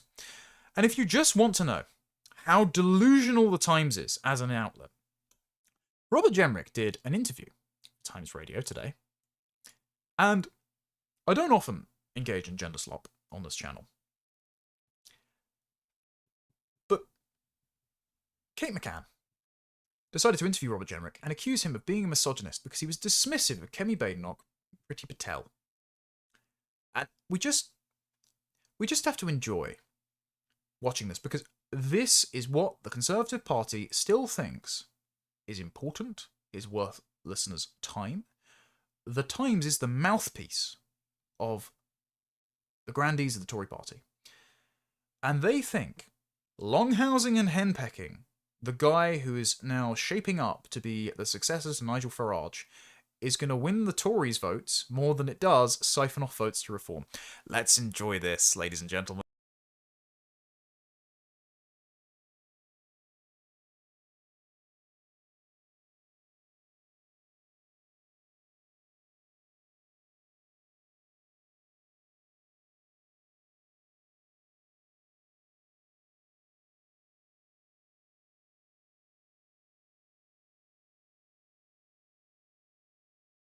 I just boomed the audio. Thanks. Try again. The three names there you've criticised directly, Priti Patel, Liz Truss, Kemi Badenoch, they're all women. And in fact, you repeatedly referred... What's that got to do anything? Let me finish I'm my sorry, point. that's a completely nonsensical argument. I also mentioned Mel Stride in my speech the other day. Let me finish the point. You repeatedly referred in your press conference to Kemi Badenoch. Now, you know that's not how she says her name, and you know it irritates her. Why did you do that? I honestly have no idea what you're talking about. If you, Kate, I can explain again. If you, Kate, think that this is important, then you need your head checking. What matters here is the state of the country, and the country's in a real mess. And I think people really are concerned with. I think people are concerned with how their leaders portray themselves and their party in public. And many people watching your press conference suggested it looked quite blokey. It was quite dismissive of female journalists and female politicians. You repeatedly called the former leader, your former leader, Kemi Badenoch, not Badenoch, when you know that's not how you say her name. I don't. Some people honestly, might question Kate, why you do that. Kate, I've no idea what you're talking about. I don't have any memory of that. I think most women will know. It's complete nonsense. And if you're trying to suggest that somehow, I don't respect women, as a husband, as a father of 3 daughters, I actually find that extremely offensive. So please, let's talk about something that matters to the public here, which is how are we going to fix the country? And that's the argument that I made on Thursday. I think Jenrick handled that very well, actually, just saying, no, my personal relationships refute your demented feminist ideology, but I'm glad the Conservative Party and the Times have settled on being the party of 2014 girl boss feminism, because that's worked out so well for Labour. That worked out so well for Gamergate. Brilliant. We're enjoying it so much. Right, I'll rattle through the rest of this so I don't bore you all. Another piece from the Times, Matthew Paris. This is the guy who said, by the way, it's great that the assisted dying bill is going through because old people will kill themselves and save the NHS some money. So he has written, this gives Kemi Badenoch wings. Hopefully a few more right-wing malcontents will quit the Tories to join the reform. Right, so you want to make the Tories a left-wing party. Just, why would you listen to these people? Opposition whips will have a little list, but instead of trying to keep their grumblers grumbling within the Tory fold, whips should gently suggest they might be in the wrong party. Oh yeah, just push everyone out. Yeah, you can afford to lose everyone. Brilliant. Badenoch has long waited to be rid of Jenrick, and lo, he gave her the perfect excuse to give him a push. Hopefully more barnacles will choose to leave the Tory boat. This liberates Badenoch, freeing her to cease looking anxiously over her right shoulder. They've gone. Alleluia. Please keep writing these pieces. Please keep writing them. Like, this is just... Honestly, you're almost making me like Jenrick, with the fact how much you hate him. Please! It's so fun. It's her left shoulder she should be looking over, towards the moderate centre ground of British politics. Oh yes, the moderate centre ground of not addressing the fact that you are going to make us a minority in our own country and have flooded us with millions of third worlders that you're forcing us to pay for. Oh, and that you want to kill my grandmother and our unborn children. Record numbers of abortions, by the way, on the Conservatives' watch. New statistics out. I'll cover that soon. But 1 in 3 pregnancies ends in abortion. So we've got a vice of demographic replacement. Killing the elderly, aborting the young, and then the battering ram of mass third world migration from India, Africa, and the Middle East comes swinging in. And Matthew Paris is like, looks like the centre ground to me. Can't see how you'd object to this. From my North London dinner party, it's all fine. Tories must stop cold-shouldering this immense political source of support. For many years since John Major, then David Cameron and George Osborne quit the scene, centrist voters have been getting mixed messages about whether the Conservative Party even wants us to like them. Who does he think the centre are? Genuinely.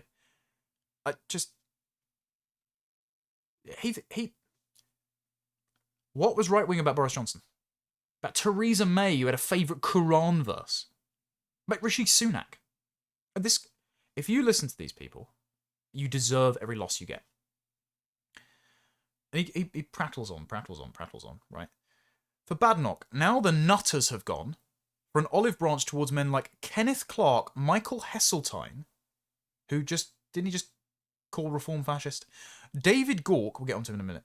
Dominic Grieve, the anti-Brexit former Attorney General, who was working with Saeed Avorsi to bring Shamima Begum back and is currently helping the Labour government to write their definition of Islamophobia. This is who Matthew Paris thinks the Conservative Party should be bringing back and taking advice from. Mental. James Cleverly and the sensible Shadow Chancellor Mel Stride could be our envoys to the wilderness in which moderate Conservatives feel we have been cast. We are actually watching the death of the Conservative Party. It just took longer for 0 seats to happen. He mentioned David Gauke, by the way. David Gauke wrote in the Conservative Time. He wrote this article being praiseworthy of Robert Jenrick, but then saying he was right to be kicked out. With Jenrick gone, the debate over strategy should be resolved for 2 reasons. First, the balance of opinion within the party has shifted because the leading voice for a more populist approach is no longer there. Right. So, with the populist approach gone, you only have the unpopulist. And that's not to say that populism is... That's not to say that a position being popular means it's correct. I don't place my faith in the wisdom of the crowd. We are elitists here on this chat.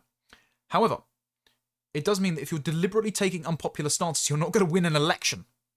And if the unpopular stance is mass migration is fine, we don't even need to talk about it, then you're doomed. He then says as well, second, it is even more obvious that the Conservatives are not going to win the votes of those most exercised by immigration to the exclusion of all other issues. Okay, but that's everyone. That's almost everyone in the country, other than Green voters, who are themselves foreigners who want to take white people's stuff. Which constituency do you have? I saw Kemi Badenoch the other day, and this is doubtly from her advisors like Fraser Nelson and Neil Ferguson, saying things like, well, Robert Jenrick only spoke about immigration and crime. Why isn't he speaking about Ukraine, or AI, or China, or Russia, or... Because nobody fucking cares. Nobody cares. We're not going to have a country to defend or fill with enterprises if we're replaced by Indians. If we are blown up by Pakistani jihadists. If random Africans go on stabbing sprees on trains. If everyone decides to leave the country for Dubai or America. Like, we're not... Or Australia. We're not going to have a country in which to discuss the defense of that realm or its prosperous economy. So, demographics are the givens and foundations upon which all other political issues rest. They are the pre-political we that if you've read your Scruton, I know Kemi's keen on quoting Scruton, so she must understand this, perhaps only for Yoruba Nigerians. It is the pre-political we from which all other issues flow. And so it is the issue. And so if you say, we don't care about immigration, you're doomed. Book the hearse. Put the Conservatives in the coffin, load it in the back. They just haven't been buried yet. That's all. And the proper proof of a death spiral here was that Boris Johnson wrote an article in the Daily Mail. Of all the people we didn't want to hear from right now, ignore the sidebar of shame that Daily Mail has. Of all the people that we didn't want to hear from, it's Boris Johnson. Boris has said, Britain isn't broken. I never liked that phrase, even when Dave Cameron started to use it in opposition in 2009. This is a great, great country and basically unbreakable. Well, you did your bloody best job to break it, didn't you, Boris? The last people we want to hear from right now is you. And by the way, I think there's barely any mention. Let me check this. I don't think there is a mention. There's not one mention of immigration in Boris's article. Of course there isn't. If Boris Johnson is saying you're doing a good job, you are doomed. So there's this really sober analysis in the Telegraph saying why this was cope. And part of this was because Jenrick was putting forward the issues that the party didn't want to talk about. But who wrote this? James Frayne. It's a good piece, but I'll summarise it. The last few days have seen a number of briefings suggesting Jenrick had been difficult to work with. If this is true, we'll soon know, as fireworks will surely follow from reform, for Farage has a long history of combustible relationships. And I know Lander has predicted that Robert Jenrick will be excised from the party, but I think actually his faction is so entrenched and is so much more likely to be palatable as a successor to Farage to the base than Zia Yusuf. I don't think he's going to be kicked out. I could eat my words, but I predicted someone else, not necessarily Rupert Lowe, but someone else was going to be kicked out after Ben Habib had left back in 2014. So I have a good track record in this stuff, and I don't think Jenrick is going to be booted out of reform unless he does something, criminal. It has been suggested Farage falls out with people who challenge him, and that he doesn't like having people of similar status around him. Indeed, this has been raised as a future worry about Farage-led government would look like. But in hiring Jenrick, as well as a former Tory Nadim Zahawi, Farage has blown up that suggestion. It would appear the reform leader is indeed starting to prepare for government in earnest. If anything, this whole saga raises the question as to whether in fact it's Badenoch who doesn't like the challenge of having top people around. She treated Jenrick poorly, and while she replaced him with Nick Timothy, Katie Lamb still sits in a relative obscurity in a junior role. Across Westminster, people are desperately talking up Badenoch. This simply isn't reflected in polls on voting intention, and the party is heading towards oblivion. Reminder, this is printed in the Telegraph, which did all it could to get Kemi Badenoch elected as the leader of the Conservative Party. If they are telling you this and the Times isn't, start listening. Or don't. We can enjoy your destruction. So, final few comments, and then we'll wrap up with Rupert Lowe and Ben Habib, and I'll address any more of your super chats. There has been one that has come in that wasn't relevant at the time, but I will address it. Any more questions, any more comments, any more criticisms, any more predictions, get your super chats in, ladies and gentlemen. Also, do join our Substack, because I've started a subscriber-only Substack chat in there where you can just talk to me directly. We'll have debates back and forth. I've argued foreign and domestic policy, immigration policy. I post regular updates in there, and you can get direct pipeline to me for, what is it, as little as £5 a month or 50 quid a year. Quite a discount. Anyway, it keeps my work supported. I am only supported by you. But this is going to telegraph exactly why Robert Jenrick is going to take a position of seniority in the party. So he did this video, this interview with the Telegraph, and he explains his time in the Home Office radicalised him. I literally walked through the door and found a bin fire, absolutely astonishing incompetence. Everything was broken. You had thousands of people coming across the English Channel on small boats, nowhere to house them, and the forecasts were all wrong, so hotels were being used in every town across the country. The most powerful moment I felt was on the Rwanda debate, when a group of ministers came together, effectively the most senior people in the government, around the cabinet table one Saturday evening in November to decide what to do. It was the final crunch meeting, and everyone around the table basically knew it wasn't going to work. Some even joked about it. Nobody else other than him was prepared to say, this isn't going to work, we've got one last shot at this, we owe it to the British public to actually do what was necessary. No one was prepared to do that. And I remember walking out of Downing Street into the park afterwards and feeling utterly disillusioned with the Conservative Party, but also with politics generally. And that's why he resigned. This is the point. Jenrick will probably supervise either the Treasury, becoming the second most senior person in the Reform government, or he will supervise the Home Office, tackling the most important policy to Reform members, which is immigration, because he has direct experience of the policy being scuppered and the civil servants being non-compliant. So he is in prime position to not just do interviews, he's been doing the rounds. He's a very good public speaker now, very polished. He's got the strongest intellectual firepower in his corner with James Orr. He's got a direct pipeline now to JD Vance, and therefore stronger connectivity with the Trump administration, which Farage has lost a little bit of, and so they're very interested in rebuilding those relationships. And he's got actual government experience, and he will have the portfolio that matters most to Reform supporters. And also, he has got a little bit of credibility in that he said he resigned from the government when he realised this policy wasn't working. The only other person that can claim to do that is, of course, Suella Braverman, who is defecting imminently and will back Robert Jenrick. Probably give him the legal expertise to do things like leaving the ECHR, the UN Refugee Convention, which bills to repeal. By the way, Robert Jenrick is a close friend of David Starkey. David Starkey has been spearheading the Great Repeal Act. Jenrick has said we need a Great Repeal Act. So Jenrick is on message for all of this stuff. So he's signalling the fact that he's probably most likely to be the heir apparent to Nigel Farage. Also, something interesting as well. We know Zia Yusuf was put in the party by Paul Marshall. We know that Paul Marshall was present at a meeting with JD Vance and other potential Tory defectors. We know that Michael Gove is rubbing his hands with glee at the fact that Robert Jenrick has defected and insulted Liz Truss. So it's very interesting that Jenrick's first courting of a defection was at an event at Unheard in Old Queen Street with Tim Montgomery. Tim Montgomery, who founded Unheard and is obviously a long-time friend of Nigel Farage, but also part of the Marshall Network still. And it was Tim Montgomery who facilitated the introduction to Nigel Farage. So they still think that they've got their man on the inside, but let's hope that Orr's influence is greater than Gove and Marshall's. And so I will swap over now to the New Statesman, because the New Statesman has coined the term Jenrickism, and I don't think it's got much staying power, but there is a paragraph in here that I want to draw your attention to. Nigel Farage, much like Donald Trump, is so formidable as a politician because he is guided less by ideology than instinctive reactionary populism.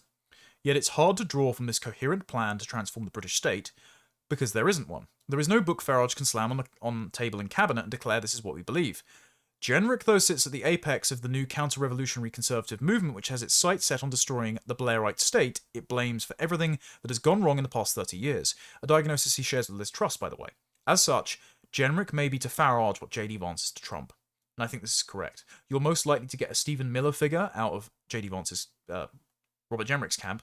You're most likely to get David Starkey's policies fed through to Robert Jenrick and James Orr. This is something that myself and Carl Benjamin have spoken to Starkey about and say this needs to be the top priority of a reform government. This is something that Danny Kruger's working on, and his offers thus far for how to break apart the civil service has been lackluster, because Kruger's instincts are still liberal, he's still a man of systems, he's still willing to play nice with the civil service. I think Jenrick has been sufficiently pissed off to the extent of where he is willing to break up the civil service to fire them all and ensure they can be rehired by reform rather than being permanent bureaucrats. And so, this is going to position him as the most likely successor to Nigel Farage. And this is why, in this piece, there is a passage here which says, Mr. Jenrick sidesteps when asked if he would prefer an economic or home affairs brief in Farage's shadow cabinet, Home Secretary or Shadow Chancellor.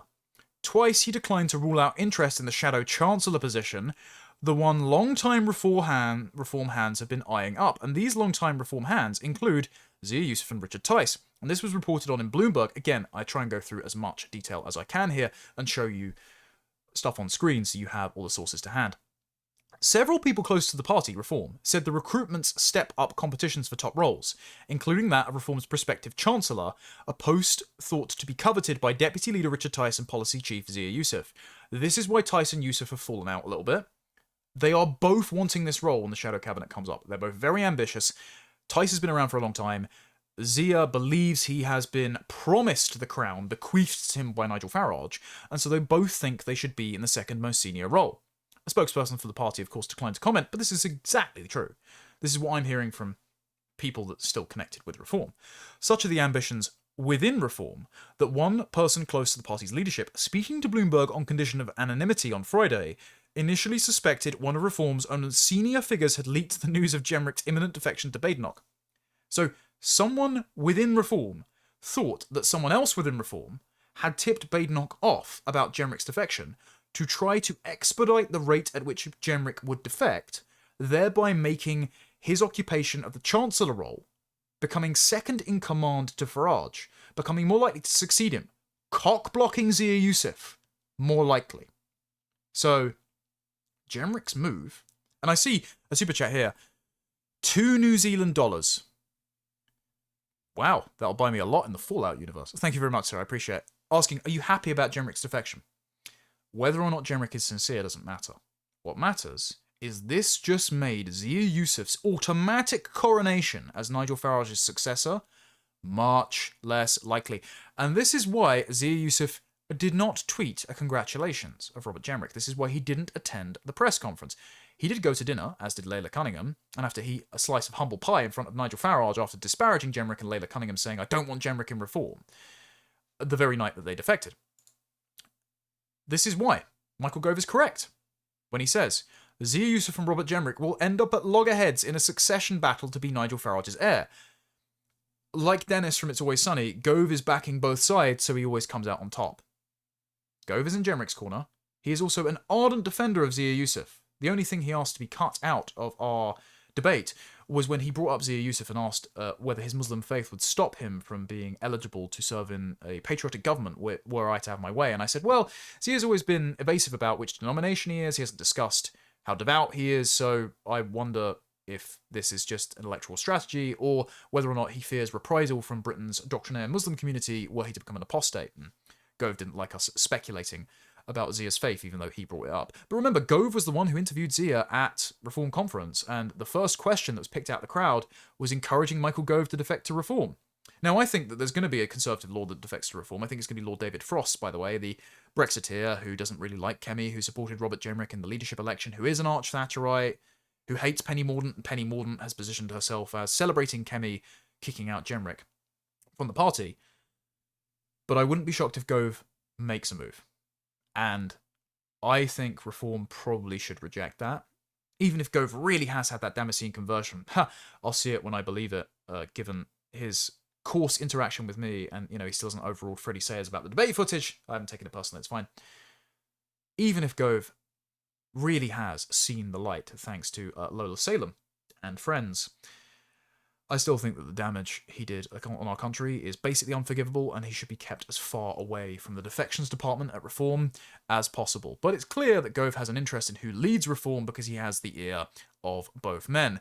And the fact that Jenrick is likely to take up a senior position in Reform, to succeed Nigel Farage, to take over even the Chancellor role, if not Home Secretary, has clearly peeved Richard Tice, Because when Matt Chorley asked on BBC Newsnight about it, Richard looked like he was chewing a wasp. He did his typical vacant stare of, oh God, I've been asked a question that my handlers didn't prepare me for. And then Zia went on GB News and Dawn Neeson asked why he didn't congratulate him. And he said, look, we've put our things aside for the sake of the country. We had dinner. I'm not going to be tweeting any more offensive things about him. But all Tory defectors still have to clock in by the 7th of May. He made this announcement on Twitter. You can see the jostling within Reform. You can see the contours of a faction war shaping out, fighting to be Nigel Farage's heir, to be his JD Vance, to be the Shadow Chancellor or the Chancellor in the next government. You can see this bitter battle start to shape up. And so who is the winner of this? Well, it's obviously Robert Jenrick. What an awful face to pause on from Zia Yusuf.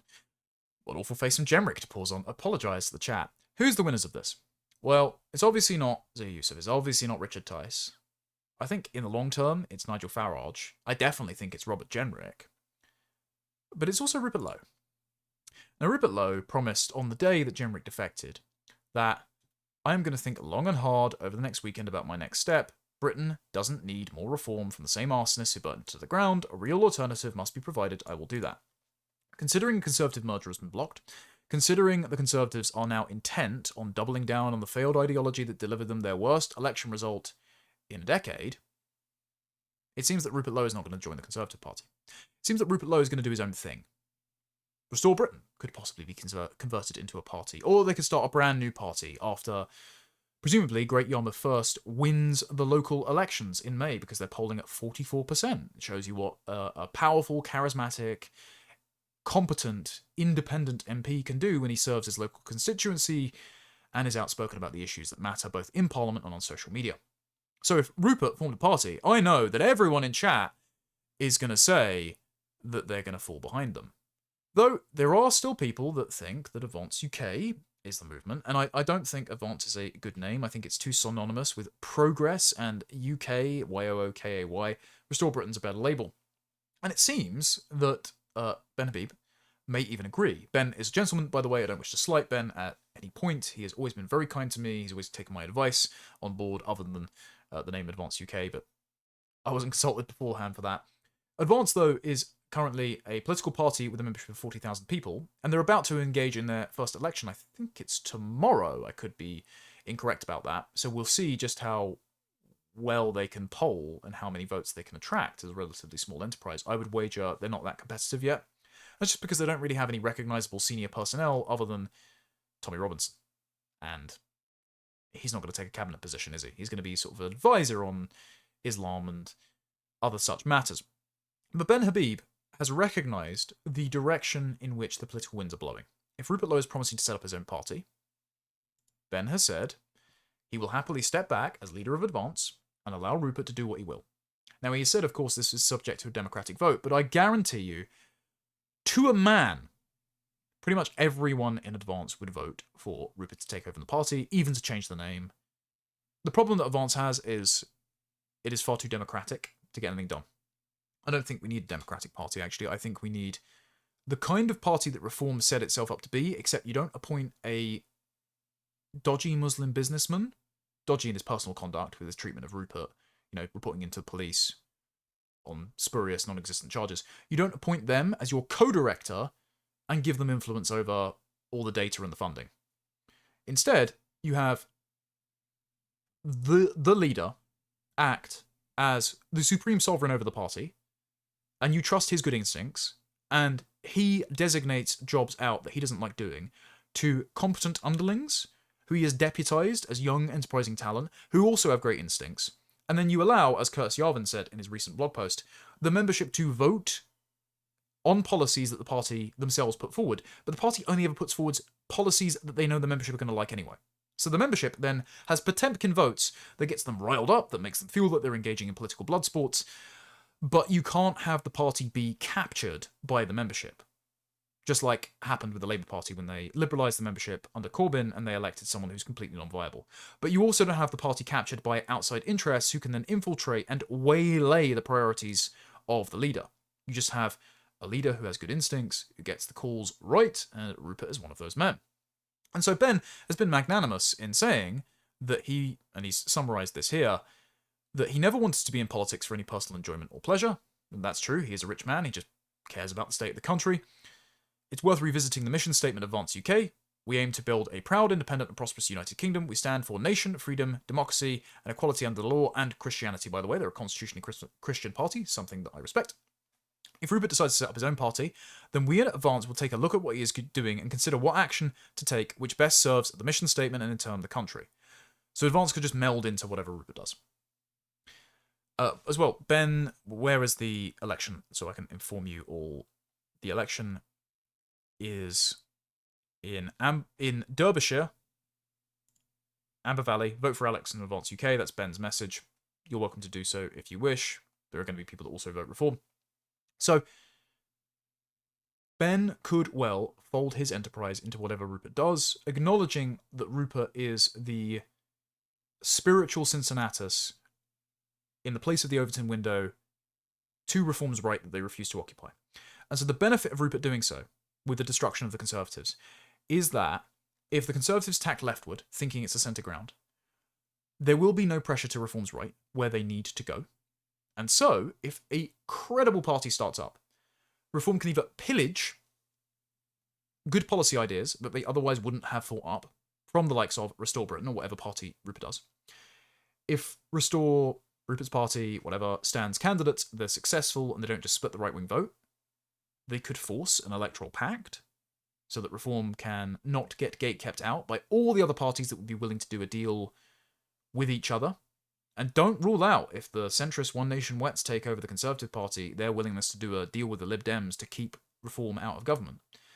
And so, much to Zia Yusuf's chagrin, a Rupert Lowe could be back in a bargaining position with Reform UK, or at least the Reform government, with his own party and his own candidates. And I tell you what, Robert Jenrick would not be averse to that, actually. Because Robert Jenrick has always been very polite to Rupert, and was sympathetic at his defenestration from Reform. And were he in the party at the time, he certainly would not have supported it. So there is the possibility that we get the best of both worlds, actually. That Zia Yusuf is obstructed from succeeding Nigel Farage, that Rupert Lowe sets up his own party, that it gains a sizable amount of traction, that it shifts the Overton window, if it wins any seats, if it presents enough of a threat to Reform before the election of splitting the vote, then they have to make some kind of deal with them. Or if after the election, Reform has almost a majority, and Rupert proves as successful as his social media posts and wins a few seats, they combine forces, and whatever Rupert does is the policy nexus for the revolution that Reform, including with the works of now David Starkey and James Orr and Robert Jenrick, are looking to wage against the British state, to fix broken Britain. Anyway, thank you very much, everyone, ladies and gentlemen. I hope that was an informative show. I will quickly look through your super chats before I go and have dinner with my wife. We've got chicken, potatoes, and apple crumble. Very, very wholesome. I hope you enjoyed that. Chat. People saying in the chat that they're noting that Ben is half Pakistani. Yes, he's also half English. He was educated, I think it was rugby, private school, and he is a patriot and a Christian. So, yes, it's half Pakistani. It's also half English. This is his home too. Like, it's his ancestral homeland as well, and he cares deeply about it. So, there's no need to be like that, ladies and gentlemen. Johnny P has been scathing about Reform, saying the future of Reform is either a Muslim leader or a Jewish leader, both are huge Zionists, both pushing transhumanism and digitalization. England for the English remigration now. Now, that's not actually true. Zia Yusuf is not a Zionist. I have it on good authority. If you notice, Zia has not really posted or spoken about foreign policy in a fashion that's supportive of Israel. Layla Cunningham is a Zionist. She's posed with Tom Tugendhat and the Israeli flag. Robert Jenrick is obviously a Zionist. He said that we should have the Star of David over every airport passport gate, giving Israeli citizens the access to the digital e-verify gates, as we do South Korea, Japan, the EU, Australia, and America. This is, again, a value-neutral analysis. But if you get Zia Yusuf, you're not going to get Zionism. You're going to get the sort of you're not going to get antagonism to Israel, but you're not going to get overtures and gushing appeasement of it. Instead, you're going to get a lot more rich and wealthy Arabs coming into the country. You're going to get more crypto and AI stuff. So you're going to get the sort of transhumanism, right-wing tech bro amoralism and hedonism. Whereas if you're going to go with Jenrick, you're going to get firmer stances on the excesses of liberalism, on abortion. You're going to hear more about English identity and Christianity. And also Jenrick has the benefit of just being a white guy. Like he himself is not ethnically Jewish. I think he's converted. So he's practicing Jewish. But among Reform's base, who think 71% think that Britain is a nation of ethnic peoples rather than of values, Jenrick is much more likely to curry favour, even as a former Conservative. And it'll be interesting to see the polling out this week to see what the impact of Jenrick's defection has on the party. I think that's all the super chats that came in during the show. So if there is nothing else, thank you very much, ladies and gentlemen. I hope that you enjoyed. I'll have a video out tomorrow on Nigel Farage's appearance at the World Economic Forum and all of the geostrategic and business reasons that he is appearing there. Short version, there's really no downside to going along and insulting the globalists to their faces, while also, from Reform's perspective at least, making deeper diplomatic and business connections to Dubai and America and the like. Oh, there's one more for £20. Thank you very much, very generous. From Rob, why is he even still there? What does he bring to the party that justifies losing low in his popularity? Diversity body armor for Nigel Farage to feel like he doesn't get called racist.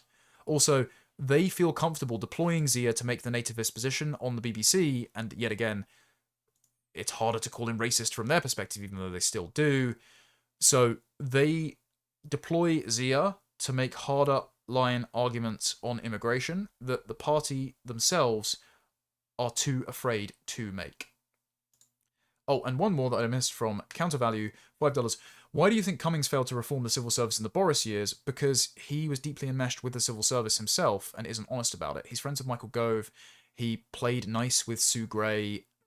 Cummings, I appreciate his diagnosis, but he omits his complicity in all the problems. I mean, for example, he was pro-COVID lockdown, as was Gove. Like, at least Boris dragged his heels a little bit. Boris still inflicted it upon us. Totally unforgivable. I would throw him in prison forever or just exile him to Turkey. But Dominic Cummings is right on 90% of his analysis, but the 10% he leads out is the 10% that he's at fault for. And that's why you need a cross-section of analysis from Cummings, from David Starkey, from Liz Truss even, to work out how to fix the British state. Anyway, thank you very much, everyone. Hope you enjoyed. Until Wednesday, you can enjoy a pre-recorded video from me. Go and watch my Oxford Union speech. I hope that you will gain some value from that. It's not done so well in the algorithm. YouTube is messing with me at the moment, so I appreciate anyone who thinks it's valuable sharing it and the like. Follow me on X. Subscribe to my Substack if you want to get in the Substack subscriber chat and speak to me directly. I answer any questions, so I'll sort of hang out there with you guys from time to time. And it's also a backup platform for if the Online Safety Act ends up censoring X or YouTube. Until Wednesday night, when I'll be finally doing my Longhouse stream. Take care, God bless, and goodbye.